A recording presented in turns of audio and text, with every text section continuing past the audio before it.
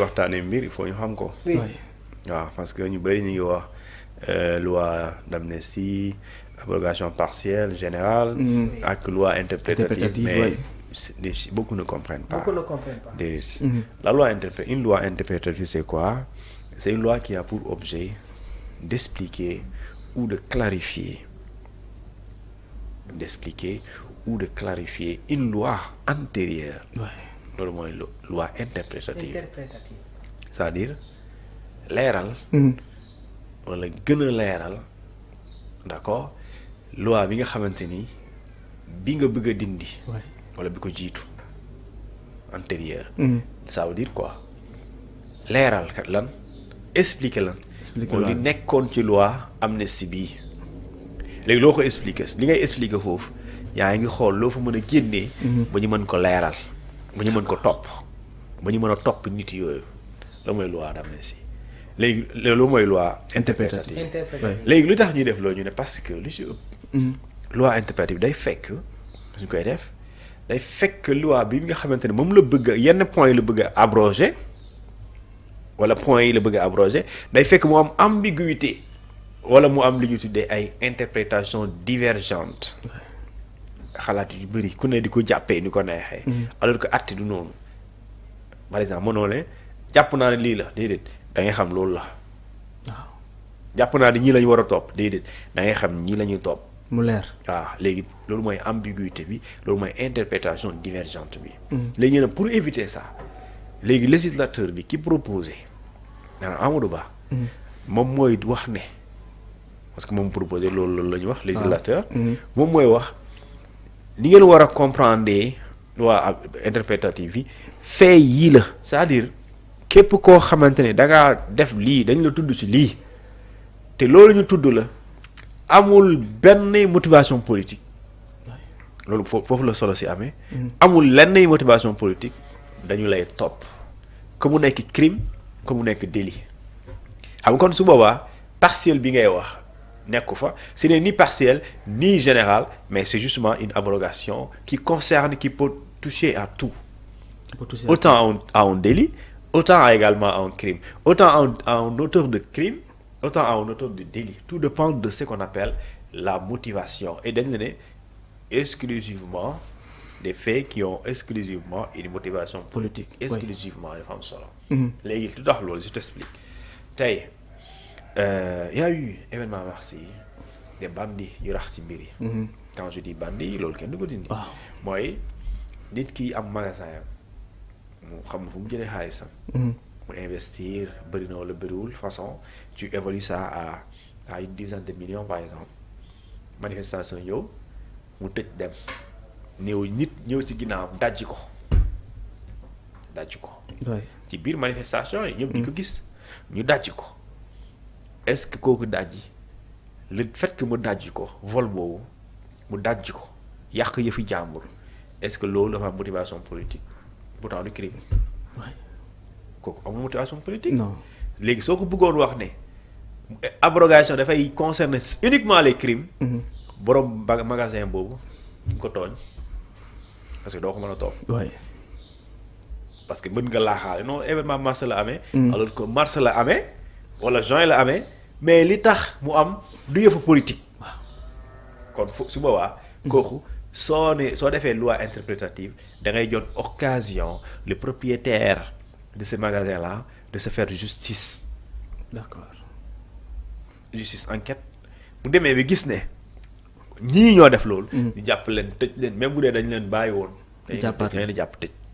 parce que ñooñu lu ñu def jotewul ak dara mbirum politique. léegi par exemple tey. li tax tey mu am solo également ci leeral bi. mooy tey gis nga ay BRT yu ñu attaqué n'est-ce pas. waaw gis nga terre yu ñu attaqué. gis nga centrale et cetera. gis nga ay gendarmerie par exemple commissariat ñu wax ne dañ leen attaqué. n'est-ce pas léegi loolu nit ki nga xamante ni mën nañ jàpp ne mais loolu vraiment du yëfu politique. loolu dépassé na cadre politique xam nga am na ñu ko mun wax. mais mën nañ dem ne ñi tax ñuy attaqué BRT bi ak. gendarmerie wala police. wala commissariat bi wala terre bi c'était un moyen de pression. pour ñu ko doon def pour justifier seen désaccord par rapport à ce qui s'est fait dans ce pays. Pour dire effectivement ñun moyen de pression lañ ko jàppee pour que waa réew jiitu réew mi bii. lu muy def mu génn si mu arrêté poursuite muy def mu arrêté aussi campagne bi nga xam ne moom la jël mooy éliminer suñu leader loolu si c'est attesté ça a une motivation politique. La preuve depuis que loolu jeex. Est-ce qu'on a attaqué un BRT? Non. Est-ce qu'on a attaqué un TER? Non. Est-ce qu'on a attaqué également un édifice public? Non. Est-ce qu'on a brûlé un Dakar Dem Dikk ci politique par exemple amul donc loolu mooy motivation politique léegi nag yooyu soo ko leeralul loolu mooy jur divergence bi dans l'interprétation loolu mooy jur l'ambiguïté dans la compréhension alors que une loi doit être claire c'est-à-dire que lorsqu'elle est claire on ne l'interprète pas on l'applique. Et ici pour l'appliquer l'application c'est après le jugement après également nga jàpp auteur yi wala complice commanditaire léegi dans l'application il faut nga xam c'est-à-dire que yan personne la ñu concerné voilà ngay déclencher de quelqu'un poursuite donc c'est ça une loi interprétative donc ñëwal pour leeral ñëw pour clarifier pour dégager lu ñu tuddee ces interprétations divergentes mais pour également dissiper les ambiguïtés yi nga xamante nit ñi mën nañ ko am. am na polémique bu bëri Mamour ma koy wax léegi nii autour de cette loi. boo xoolee FRAPP ñoom ñoo ngi naan on n'interprète pas l'injustice on l'efface nga jàngatee yooyu propos. waaw léegi li ma la wax sànq loolu analyse la léegi lii nii par exemple loolu avis la. C'est une opinion. oui. soo ma laajoon sama xalaat xam nga li ma la wax ne wax ma la sama xalaat. ma la ko de. oui loolu sama analyse la. soo ma laajee sama xalaat dama naan interprétation nii ak ne loolu yëpp dafa compliqué. bi gën a simple donte dagat na. si yoon mais bu gën a simple mooy une loi une abrogation générale de la loi c'est-à-dire c'est simple c'est plus facile mais cela a des conséquences c'est ça en fait. dafa am ay conséquences. conséquences yi waaw parce que su boobaa li ngay neefi di segg di xool gauche nii yéen amu fi de. oui parce que tey le jeune qui est sorti. Au nom de ce qu'on appelle de son parti, pour défendre Sonko ou son projet, la motivation politique, tu vas pas l'amener en prison. Oui. Non. Mais si c'est le contraire, la loi l'abrogation elle est générale, il n'y a pas ces considérations-là.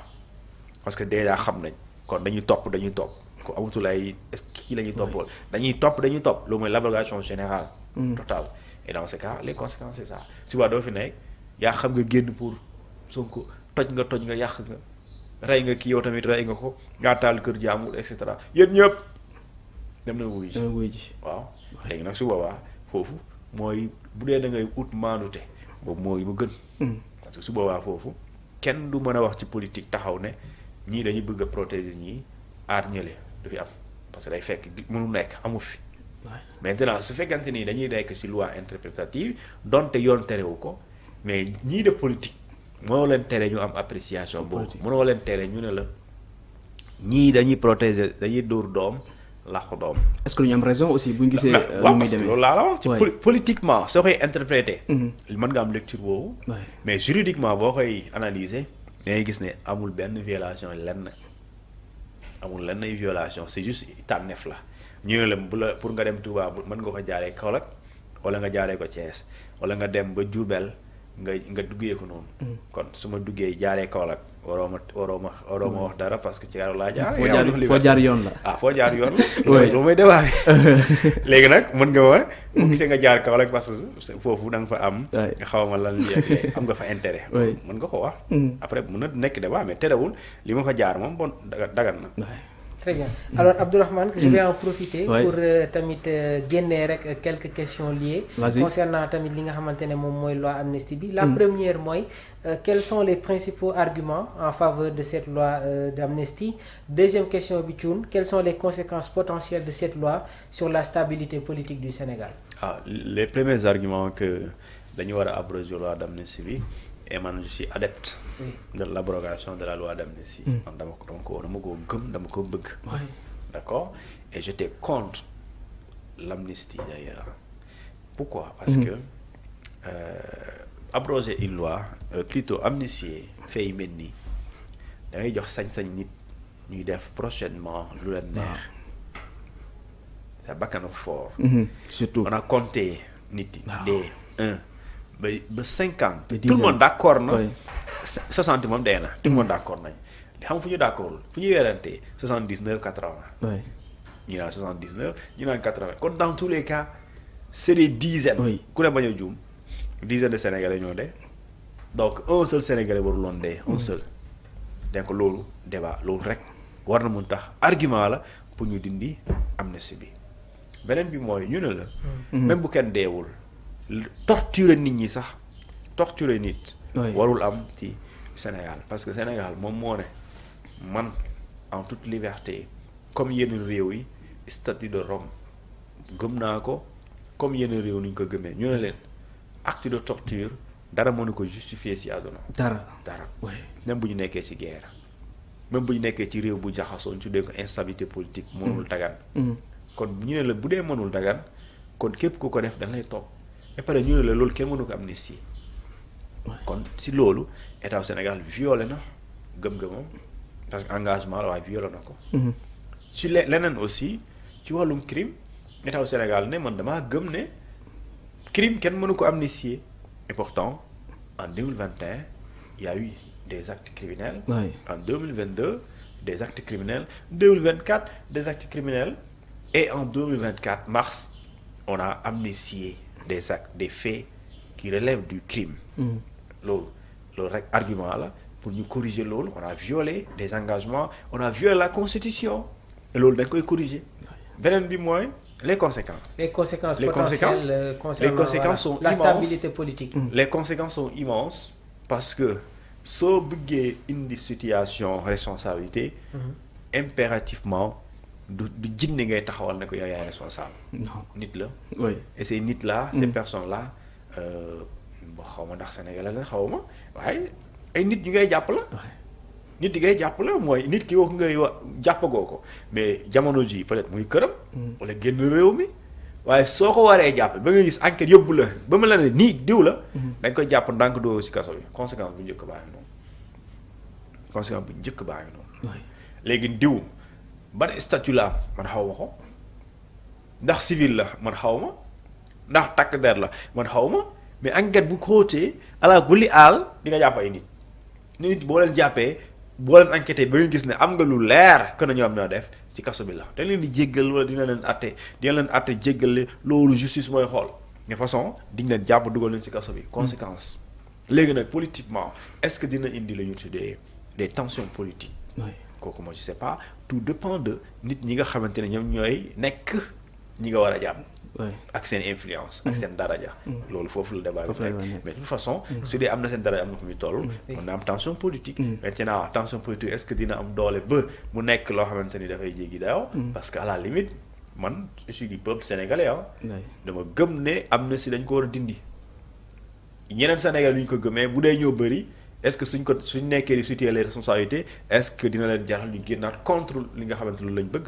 aussi à la limite il faut nga xam li nga bëgg. très bien Abdourahmane juste rek la dernière tamit Thioune si question yi tamit comment les organisations de défense des droits humains ñoom ñu ngi réagir concernant cette loi. bépp organisation des droits humains. Sénégal fii. même si àdduna bi même si àdduna bi voilà. elles sont contre li ñu tuddee l'amnistie. Amnesty International for compte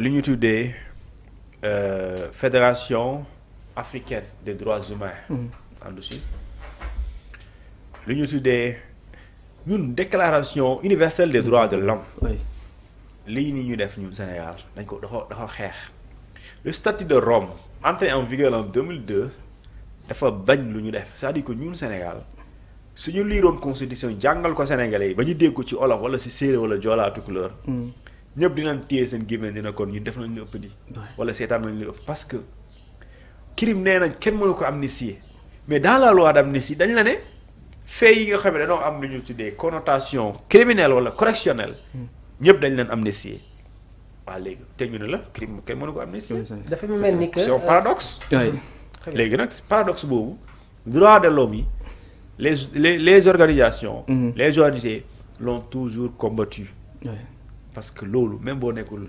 militant je sais pas ONG mais nit nit ëpp na mu dee ba pare nga ne non dañ ko suul bàyyi lépp jàll loolu mooy irresponsabilité loolu mooy impunité loolu mooy déni de justice loolu mooy licence de tuer donner un permis à certains gens de tuer alors que plus tard nee nañ ils ne sont pas responsables alors qu'il y a pas de crime sans auteur minimum il y a un auteur. Très bien alors Thioune sa réflexion bi nii day coïncider ak la dernière question bi nga xamante ne bëggoon naa ko poser. Concernant tamit les critères spécifiques pour qu'un fait soit couvert par cette loi d'amnistie. waaw cette loi d'amnistie xam nga elle a couvert tout en réalité c'est ça. La loi a couvert tout. Tout parce que loi bi bu ñu ko waxee elle dissout. Elle absout plutôt. Les militants, les forces de défense et de sécurité, day absoudre également toute personne suspectée ou citée, arrêtée, jugée ou condamnée dans le cadre de ces événements-là. Toute personne, sans exception. Sans exception. Au Sénégal comme à l'étranger. Kon jàppal ne elle a couvert tout le monde. Quand je dis tout le monde mooy toute personne bi nga xam ne mën nga joxtu ne wala maanaam bu amuloon. am nga ci. yoon ñu yóbbu la ci yoon wala ñu lay àtte ñooñu lay waxal. waxuma ñi nga xamante ni même buñ ko dindi woon tey am na yoo xam ne même buñ dindi woon am na si ñoo xam suñ ko dindi woon tey kenn du leen woo. parce que defuñu dara. santaane wu xamuñu lijjantu. ils ne sont pas concernés. léegi ñi nga xamante ni ñoom probablement. am nañ ci responsabilité. wala jàpp nañ ne bokkoon nañ ci lii ak lee. ñooñu maanaam cette loi là les a couverts. léegi nag quand maintenant soo dindee loi boobu. ñenn ci loi bi couvrir amnistie boobu. soo ko dindee ñenn ñoo dina ci am ñoo xam ne dañu wuyu ji. parce que bu fekkente ni seen jëf jooju ñu def. jàpp nañ ni amul lenn nay politique amul lenn nay lu ko motivation cëslaay ci politique. su boobaa kooku amnistie bi concerne ko. alors loolu moo waral mu nekk une loi interprétative. alors sur ce yaa ngi naan une loi interprétative bu ñu xoolee ki nga xam ne ni moom mooy Thierno Alassane Sall ci wala sax ci biir loi bi ci boppam dans l'exposé des motifs gis nañ si. amnistie bi day concerner des faits exclusivement de motivation politique. ki nga xam ne ni moom mooy Thierno Alassane Sall nee na loolu bu amee day exposer les forces de défense et de sécurité. waaw certainement mën na nekk. mën na nekk. waaw mais pas forcément mën na exposer force de l'ordre yi mais exposer na aussi bépp defkat. waaw bépp defkat. parce que bëgguma ñu concentrer débat bi rek comme bëgg a gëmloo Sénégalais yi. benn waay son ancien ministre il dit les politiciens sont couverts non loolu amul personne n'est couvert ici le seul Sénégalais couvert c'est le Sénégalais qui n'a aucune responsabilité dans ces histoires. Très bien. Ça c'est clair. seul Sénégalais bi nga xamante ni amul benn responsabilité ci lii. Sénégalais boobu moo couvert moo am couverture maintenant tout le reste je dis tout le reste ku ci am responsabilité buñ ko dindee bu jàppee ne yow selon l'interprétation de la loi da nga dugg ci champ bi da lay topp loolu il faut ñu xam loolu maintenant li ma bëggul dégg mooy ñun parce que mooy je pense que c'est Moussa Bocar Thiam mu ne ñun politiciens yi loi bi daf ñu protéger c'est quoi cette histoire. parce que les politiciens peut-être mën nañoo évoquer la motivation politique alors que les forces de l'ordre mënuñu ko évoquer. léegi argument boobu la joxe. léegi tu penses que force de l'ordre day ñëw rek ci terrain bi voilà non day dakk non mais force de l'ordre buy déplacé. am na kayit bu koy aar. effectivement. je dis que mandat de réquisition on signe ça ne sama élément yi. date tel maa leen sant ñu dem fale pour def maintien de l'ordre. yaa ngi dégg. maintien de l'ordre loolu loi vue et cetera vue boobu loi la vue la constitution. loi la. loi